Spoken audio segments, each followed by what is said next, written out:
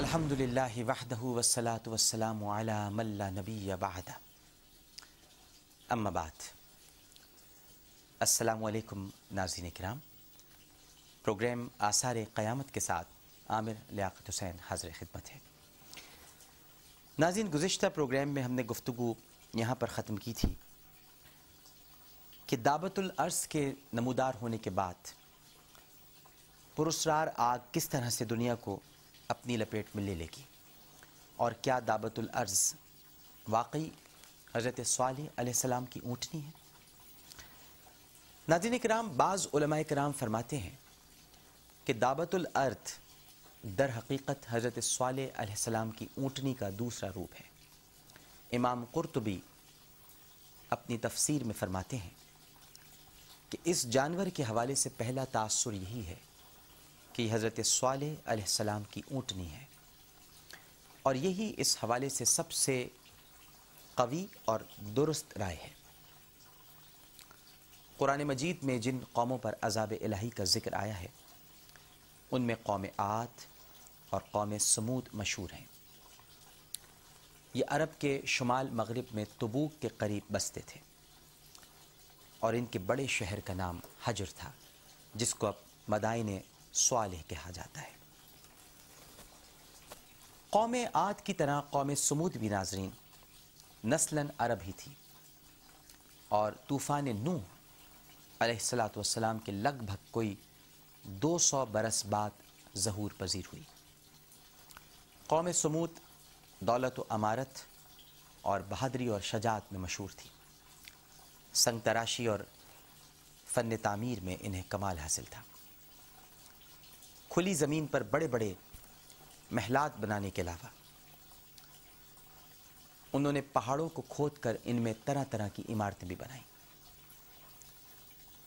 ارض القرآن کے مؤلف مولانا سید سلیمان لکھتے ہیں کہ ان کی تعمیری یادگاریں اب بھی جا بجا بکھری پڑی ہیں، اور ان پر ارمی اور سمودی رسم الخط میں کتب منقوش ہیں۔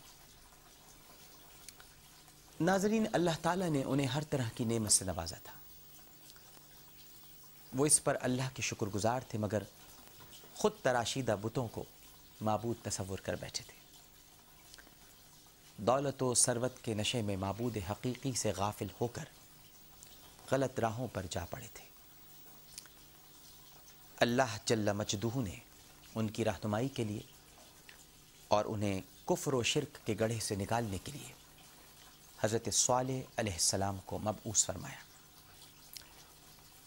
حضرت صالح علیہ السلام انہیں رات دن دین حق کی تبلیغ کرتے اور خدائے وحدہ لا شریک کی عبادت کی جانب انہیں راغب فرماتے، مگر قوم سمود کی آنکھوں پر غفلت کا پردہ پڑا ہوا تھا، اور وہ ظلمت سے روشنی کی طرف آنے کو تیار نہیں تھے۔ قرآن میں ہے ناظرین کہ اللہ بھی اس قوم کی حالت نہیں بدلتا جو قوم خود اپنی حالت بدلنے کے لیے تیار نہ ہو۔ بہرکیف انہوں نے حضرت صالح علیہ السلام سے معجزہ طلب کیا۔ انہوں نے کہا کہ اے صالح، اگر تم سچے ہو تو سامنے والے پہاڑ میں سے ایک 10 ماہ کی حاملہ اونٹنی کو برآمد کر کے دکھاؤ، جس کی کوکھ سے اپنی ماہی کے قد و قامت والی اور ہو بہو ویسی اونٹنی جنم لے۔ اللہ سبحانہ و تعالیٰ کی شان دیکھیے ناظرین کہ اس پہاڑ سے ایک اونٹنی برآمد ہوئی، اور اس کے بطن سے ہو بہو ویسی ہی اونٹنی نے جنم لیا، جسے دیکھ کر قوم سمود کی آنکھیں حیرت سے پھٹی کی پھٹی رہ گئیں، اور وہ حضرت صالح علیہ السلام پر ایمان لے آئے۔ حضرت صالح علیہ السلام نے ان سے فرمایا، یہ اونٹنی اللہ کی نعمت ہے اور جنت سے نازل ہوئی ہے، لہٰذا اس کا احترام اور تکریم تم پر لازم ہے۔ ہفتے کے 6 روز تم کنویں سے پانی لوگے، اور ایک دن اس اونٹنی اور اس کے بچے کے لیے مقرر ہوگا، اس دن کوئی پانی نہیں لے گا۔ اگر تم نے اس اونٹنی کو کوئی ضرر پہنچائی تو تم پر دردناک عذاب نازل ہوگا۔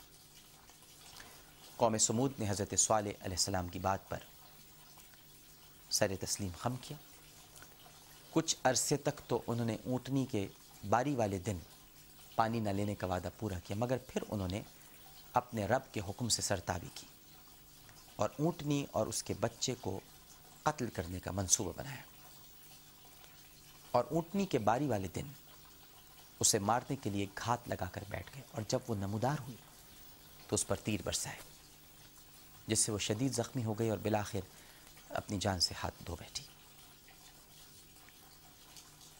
ایسا کر کے قوم سمود نے اللہ کے عذاب کو دعوت دی، جس کے نتیجے میں اللہ سبحانہ و تعالی نے قوم سمود کو ہلاک کر دیا۔